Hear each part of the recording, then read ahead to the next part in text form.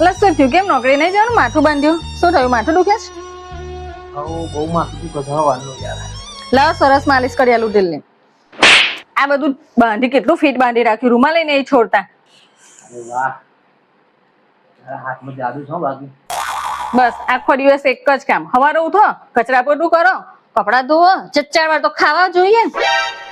આખો દાડી કપડા એટલા કાઢે છે.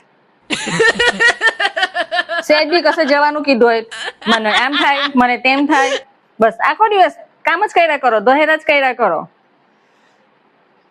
તું રવા દે બાપા, તારા હાથમાં જાદુ છે, પણ તારી તું બંધ કર. તું બનો બહુ જાદુ છે યાર. મોથું મેં કીધું ને નાખું છું ને, જવા દો.